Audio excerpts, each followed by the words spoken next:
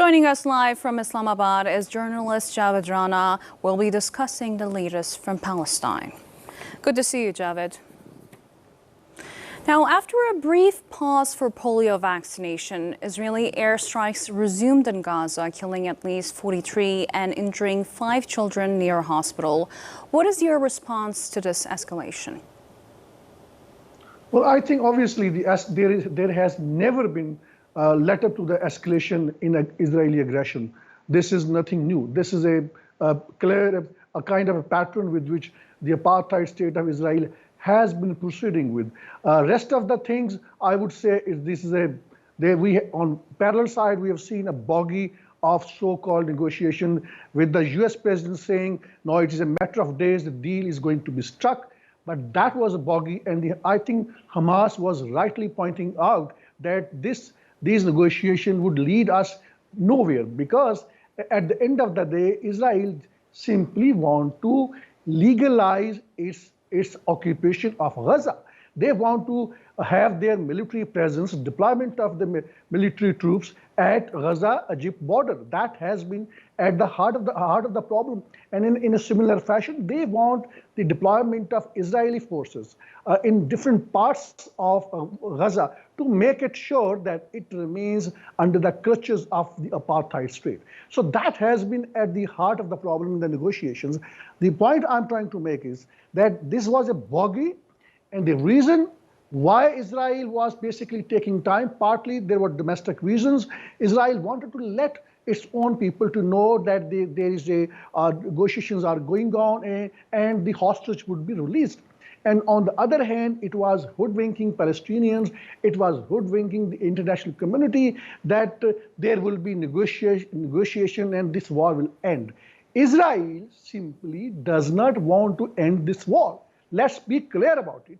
For last almost now 11 months, we've been discussing on this very channel that until and unless there is a deterrence, a military deterrence, an economic deterrence, a credible economic and military deterrence, Israel would not end this war.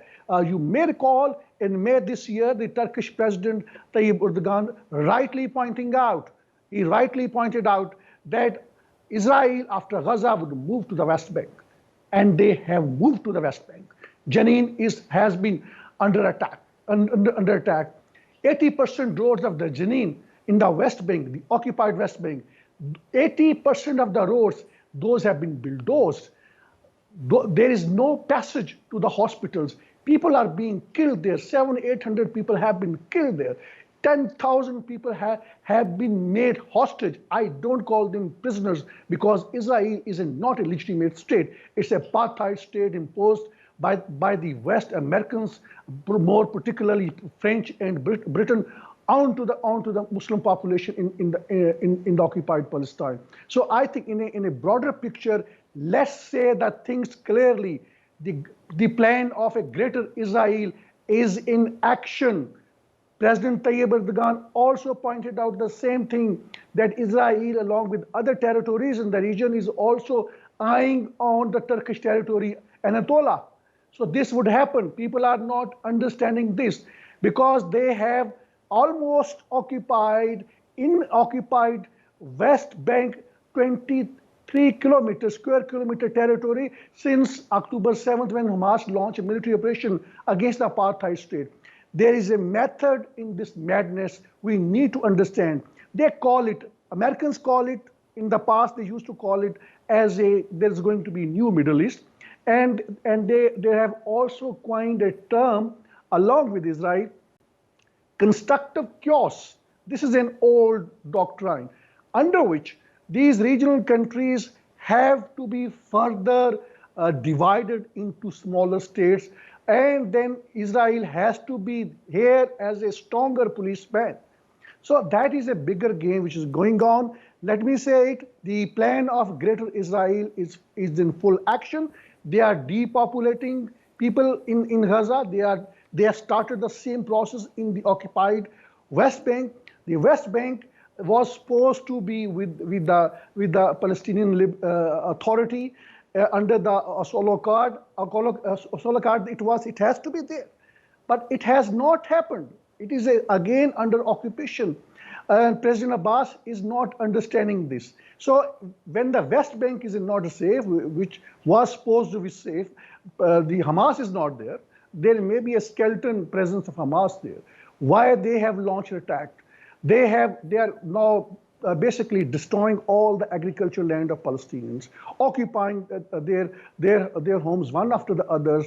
The army of the apartheid state has been there. This has been supporting these illegal settlers in their campaign to occupy more and more territories.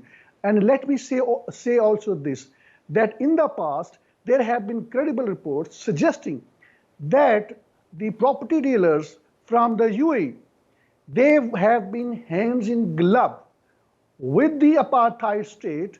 They were buying land from the Palestinians and handing over to the extremist Jewish. The reason is basically they want to take over the Jerusalem entirely. Particularly, that has been their focus. That is the third holiest site in that city, and that is what they want to destroy. That's a part of their so-called ideological doctrine under which they have to destroy it, because they think their Messiah would not arrive until this Masjid al-Aqsa is destroyed. So I think in a broader picture, the Arab countries are not understanding this. The regional countries are not understanding this. There is a least resistance, and apart from the Iran, we don't see any resistance from any Muslim country. That is a bigger problem. They could have done something very clearly, and there were proposals from Turkey, there were proposals from Iran and some of the other countries in the last OIC meeting that let there be a trade blockage. That did not happen. Egypt can give a very tough time to the apartheid state. They have not done it. Jordan could have done a lot. Turkey could have done a lot, and Turkey still can do a lot, but the point is the other countries are not supporting Turkey. So in a broader picture, I would say the Greater Israel Plan is in full swing, is in full action, and the Muslim world is just simply sleeping over it. Now, Israel's National Security Minister Itamar Ben-Gvir has called for ending negotiations with Hamas and cutting off Gaza's fuel and electricity. What can you tell us about the recent killing of 6 Israeli hostages? I would call them prisoners of war, because the terminology of the hostages, it has been introduced by the Western media, because Israel is not a legal state, and what it has been doing in the internationally recognized occupied territories, it is illegal. So these hostages are prisoners of war by a government, a Palestinian government, which was elected. So let's be clear about this terminology. In a broader picture, I would say that we have also need to look at why we call IDF, the Israel Defense Force. IDF, essentially, they are creating an impression to the world through Western media that Israel is under attack. You don't hear from Israel it has a navy. You don't hear Israel that it has an air force. You don't hear Israel that it has a ground military force, ground army. Reason being is quite simple, because through their narrative, they have to all the time tell the international community they are under the attack. They are not saying that the ground forces are in Gaza. They are not saying their air force is carrying out raids inside Gaza. And they are not saying that they've been attacking, their navy has been attacking Gaza. So these are the terminologies, somehow the other, which have penetrated in the media.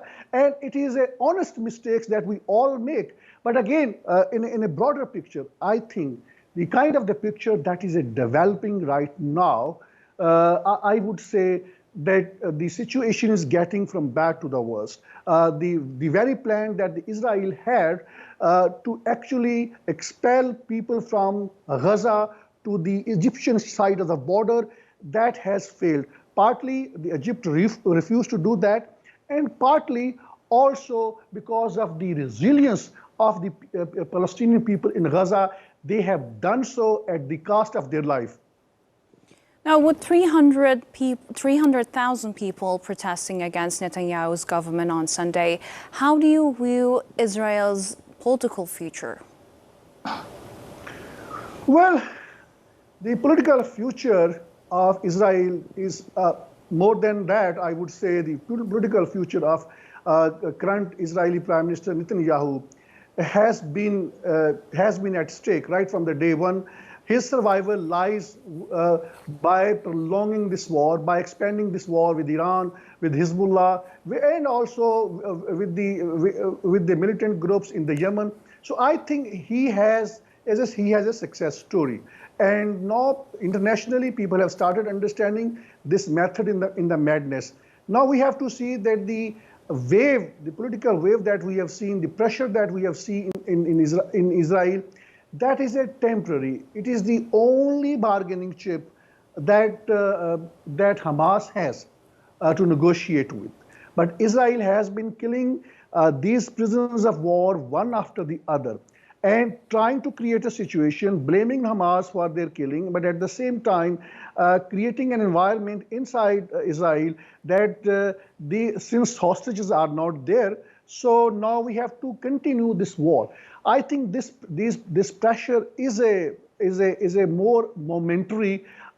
In Israel, generally over the period of time, over the course of the decades, through their syllabus, they have, over the period of time, brainwashed their population where they hate Palestinians.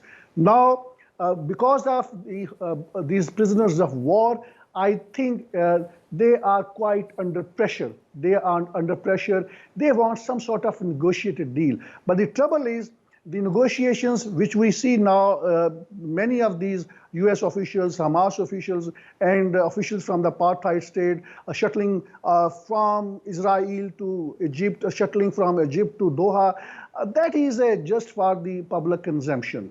I think these negotiations have already exhausted out. It is again boiling down to one point. Israel wants to maintain its military presence on Egypt-Gaza border. It wants to maintain its military presence in different pockets of Gaza, and Hamas is not willing to accept it. Other jihadi groups are not willing to accept that. Israel doesn't understand this. For Netanyahu, it's a great opportunity. It's a great opportunity not only to politically survive, but at the same time to fulfill his and apartheid state Zionist deep-seated agenda to expand Israel from it go deep inside up to the Nile, and then Arafat in Iraq, almost taking over entire Syria, Jordan, and major parts of Saudi Arabia. So I think in a domestic picture that we see now, the question that you raised, it is a momentary. As long as these prisoners of war there, and even then, I think that is where Netanyahu seems to be manipulating, because his right-wing allies who are less hypocrite as compared to Netanyahu and other political parties in Israel, he's saying the thing right from the day one. He said that we need to nuke Gaza if the resistance continues. They have to stop electricity. The question that you raised earlier on. You may recall the Israeli defense minister made the same statement on the very day of October 7 when Hamas launched a military operation. So they have been saying right from the day one. Netanyahu himself said right from in the day one that these children in the Palestine, they will grow up and they will attack us. And then he's been giving the biblical references to justify the killing of the Palestinian children. They know that when they will grow up, Hamas would recruit them, and they will attack Palestinians. Basically, they want these Palestinians to stay under their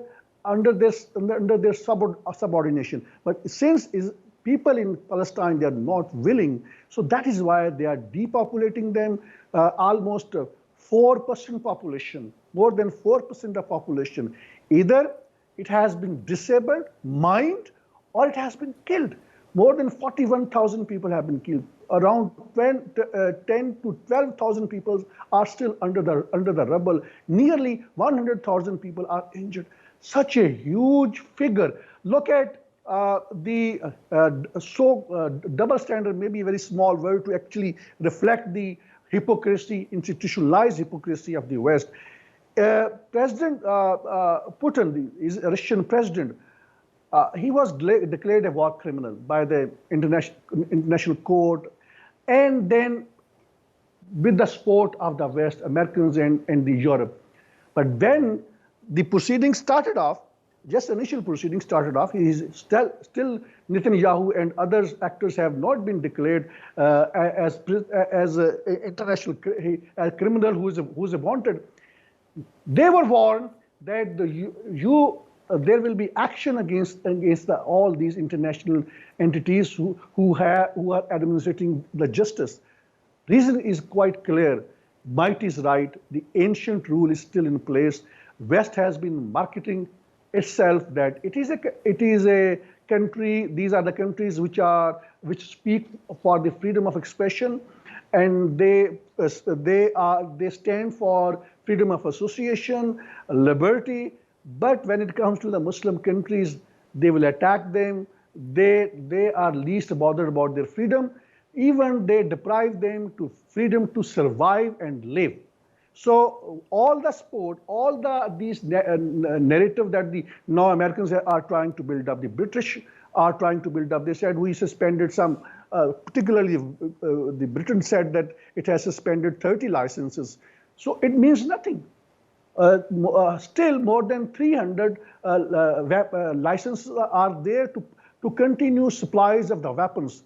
They are part and parcel of the bigger game that Israel has been playing. And Israel also believes that it wants to basically replace USA as a superpower in the future. That agenda would not be fulfilled until there is going to be greater Israel. Muslim countries, particularly these Arab norths, they are not understanding it. They are compromised. They would only come to know when Israel would go much beyond West Bank and Gaza. Now, earlier today, an airstrike on Gaza City home killed one person. What are your thoughts on Israel's precision in targeting, particularly concerning civilian casualties? Well, I think Israel has been using artificial intelligence through which it gathers intelligence on the ground and it allows the artificial intelligence system to actually pinpoint the target in a broader picture. Whenever artificial intelligence detects through satellites and other means that there is a gathering of certain number of the people, whether they are journalists, whether they are the common people in Palestine and Gaza, that attack will happen. So they don't have any precision target. Each time they kill a large number of Palestinians. That runs from dozens to hundreds many times. We have seen that familiar pattern. And reason being is they have already basically destroyed from 70 to 80, 90% of Gaza. There is no water, there is no electricity. Most of the hospitals have been destroyed. So it's not a question of a precision attack. Nearly 20,000 children have been killed. They were not fighting against the apartheid state, but they had the potential to grow up and fight against the apartheid state. They killed them. So let's forget about the precision attack. They are making all kind of determination through artificial intelligence, and they are even least bothered humanly to deploy some of their army officers to make it sure that civilians are not killed. No, they are least bothered about. So the question of the precision attack, it never happened in Gaza, and it is unlikely to happen. Israel knows that it enjoys exceptionalism. The international law would not be applied. No international court can take action against Netanyahu and the other Israeli officials. That is why it has the liberty to kill people in Palestine. In this modern age time, we are seeing this kind of how humanity how dehumanization have been normalized. It is a normalized. People in Muslim countries now, unlike before, they sleep. The rulers sleep. They see these live streaming recording of the Palestinian being killed, and I think they have desensitized themselves. The biggest crime of the Muslim countries is the neighboring country is that they have desensitized themselves. Initially, they were conscious about it, but now nobody talks about it. Palestinians are human beings, and their dehumanization, let me say it again, it has been normalized.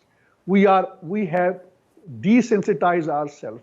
The scale of the crisis, the scale of the genocide is unprecedented in the modern history. Unprecedented in the modern history. So much evidence. So much evidence. Look at the scale of the evidence. They have killed nearly 150 journalists, hundreds members of the medical staff, hundreds of members of the UN staff. Nobody is going to question them. Can you imagine, even if an iota of this aggression had happened in other Muslim countries, what would have been the reaction from the USA? What would have been the reaction from the Britain? They have institutionalized a hypocrisy, and they are teaching us these values about the freedom of expression, these values of the humanity. Let's open our eyes, see the things as they are happening. Might is right. That is the rule of the game. Israel has been after Muslim countries. They have already carried in mid-80s in Iraq.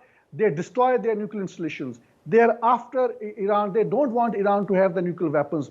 They have a complete plan about Pakistan's nuclear weapons. Only Muslim country which possesses the modern, latest nuclear weapons. That is the biggest threat for the Israel. Israeli military has a deep orientation about Pakistan. They know a lot about Pakistan. They have been militarily trained on how to fight with Pakistan military. And their entire syllabus is hugely focused on Pakistan, because they know that they have basically neutralized the Arab countries and other Muslim countries. The threat is from Pakistan. They know it. They know the social fabric in Pakistan is still intact. They speak for the Muslim causes. They talk about the Muslim unity. And I think every country in Pakistan, our rulers are least bothered about. They are desensitized. And in the past, they were eager to recognize Israel. It is the only threat of the Pakistan's social fabric which stand for the Muslim causes, because of which Israel so far has not been recognized. Had there been not October 7 military operation, I think 7 countries, going by what Israel's then foreign minister said, 7 Muslim countries would have recognized Israel. So I think the situation is getting from the bad to the worst. The bigger trouble is that the Muslim countries are simply sleeping, and they are going to be their next target, one after the other. Israel is not going to restrict itself to Gaza. It's not going to restrict itself to occupied West Bank. Let's open our eyes. Now, lastly, the U.S. has stated that they will continue negotiations with Hamas for 2 more weeks before ending them if no resolution is reached. What can we expect at the end of this deadline? Well, I think as we speak, there are 2 possibilities. If the pressure builds up in Israel against Netanyahu for the release of the prisoners of war from the custody of Hamas, there is a possibility of some sort of negotiated settlement. But I see it as a remote possibility. The greater possibility is that these negotiations, which have already been exhausted out, I think they would collapse. It is simply a matter of time. And then the problem is that so far as we have seen, the only positive thing that has happened all over the world, that the people in the world have realized that Israel is a criminal state, it's an apartheid state. It doesn't listen to anyone. The public opinion, international public opinion has changed against apartheid state. I think in months to come, in years to come, there have already been at least 400 attacks, violent attacks against the Jewish population. I think there would be surge in attacks against Jewish population all over the world. That is, they are going to face the music of the inhuman, the genocidal war of Netanyahu on Gaza. The Jewish population is going to suffer. I think that awareness is a positive sign, at least to the extent that the people everywhere in the world know who stands for whom. They know how, in a systematic manner, the Americans have backed, how in a systematic manner the West has backed, how in a systematic manner the French, the Germans have backed this genocidal war. And then people have realized that the West stands for only one thing: double standards and institutionalized hypocrisy. Javed Rana, thank you for joining NewsHour and thank you for your analysis. Now let's